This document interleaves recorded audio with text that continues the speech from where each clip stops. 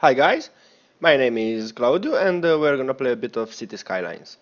I don't know if you're familiar with this game, but it's actually about 2 or 3 weeks old, and it's published by Paradox Interactive. It's developed by Paradox Interactive and published by Colossal Order. It's a company in Finland. Okay, so first of all, this is a city simulator, something like SimCity or Cities XL. Cities XL was actually published by the same company. And this game is very moddable, actually. They have developed it in such a way that it allows lots and lots of mods to be used, and you can actually find already lots of mods on Steam Workshop, and mods and maps and asset editors and so on. Anyway, I'm gonna play the game without any mods. The game is now at the patch 1.6, 1.0.6b, and it's the latest release with some fixes and improvements and so. Okay, I'm gonna play a default map. I don't know, let's play the Lagoon Shore map and city name, let's call it CrazyTown. Should be a nice town. Okay. As far as you can see, the game runs pretty well, even with high population, and you can reach way higher population than in SimCity. The city size, actually, the map size is way bigger. As you can see here, when you start only with 1 square, but you can have. This is actually the size of a city in SimCity, just to make an idea, and you can have 9 of these in the future. As you develop your city, you reach new milestones, and you unlock new areas. You can have 3 areas on a row, so it can be 3 by 3 by 3. So you end up with a city 9 times the size of the SimCity one. The idea is that once you have like most of the areas covered, your PC might run a bit slower, but actually the FPS might drop a bit. But even with 30 FPS, I suppose this game will run pretty well. It's not a shooter or something, so it's very well optimized. Okay, right from the start, the only thing we can do is place a road. As you can see, we only have one type of road, and everything else is locked. So let's go ahead and place a road. Doesn't matter where you put it. Once we have a road, then more road types are unlocked. Okay, so we can delete this.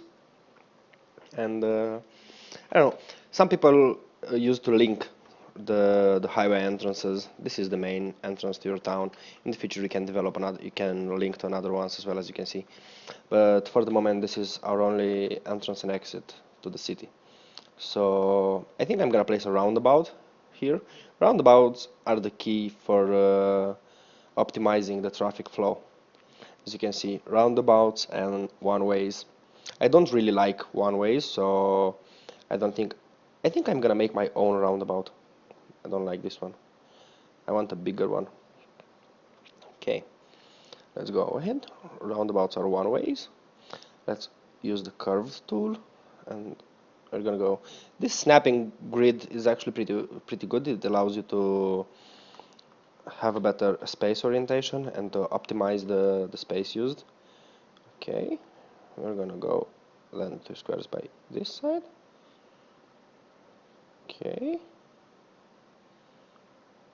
that's it. Okay, and we're going to end up with a perfect circle. It's not that perfect actually, as you can see. At least in my opinion, this size is a bit off the grid. But anyway, hopefully it's gonna do the job properly. Okay, now we can start with a two-way lane going this way. We want to use the straight tool, and the two-way lane going this way. In the future, you can actually upgrade the roads to allow more lanes and such, as you can see here, for example. But at the start of the game, it's highly recommended not to overspend, because you'll run out of money. In the in the long run, you'll get lots of money, but for the beginning, you have to save some cash. Okay, and now we're gonna zone the houses. There are three types of zones. You have residential zones, commercial zones, and industrial zones. In the future, when you reach 6,500 people milestone, you get high density residential, high density commercial, and office buildings as well, which allows you to basically to pack more people in the same place in the same space. Okay, but for now we're gonna start with this. I really like the marquee tool. Okay, as you can see, when this red square is bordering the screen, it means that the game is paused. You just press space to unpause the game, and the time starts running. Okay, let's use the speed.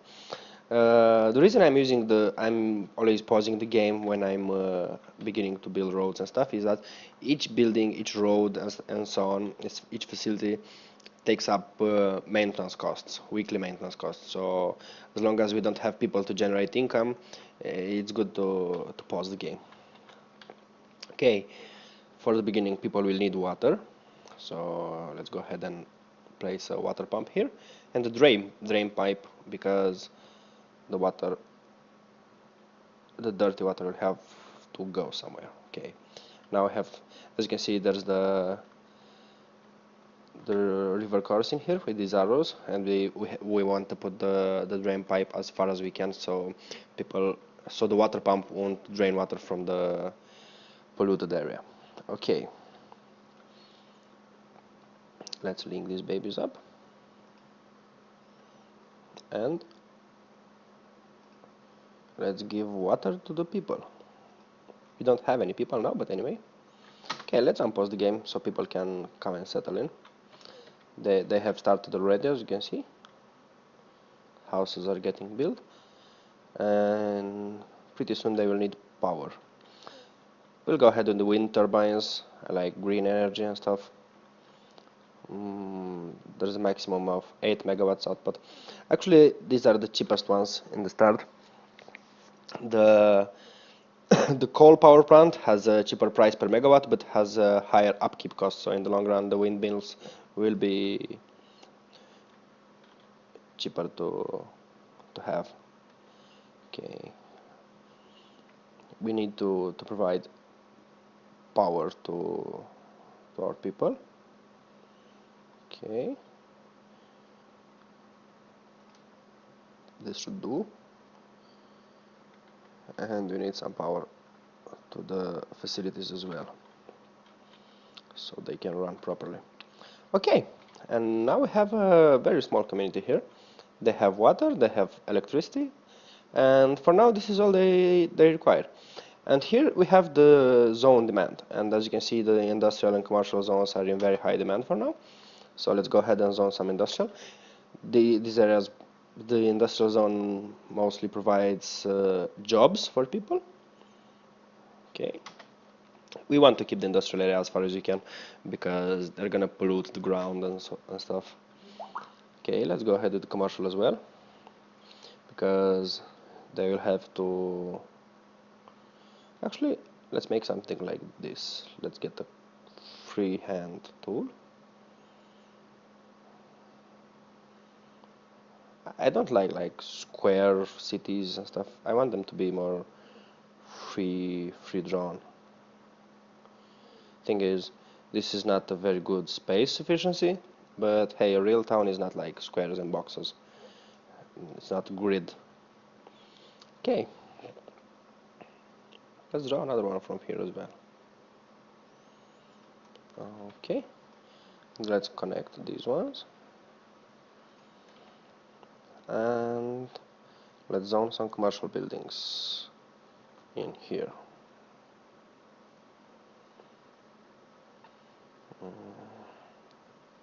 I'm gonna regret this layout later, actually, when the traffic will become a real problem. But for now, I think we're good.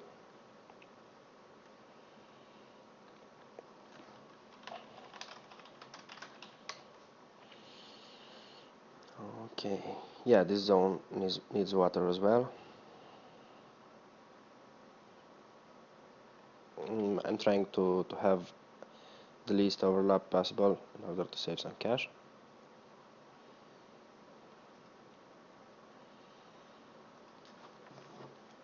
One second. Okay.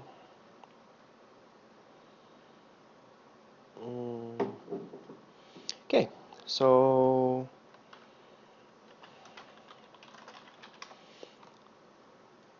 now we don't have enough power, and if we don't have enough power, we are gonna pop up another windmill.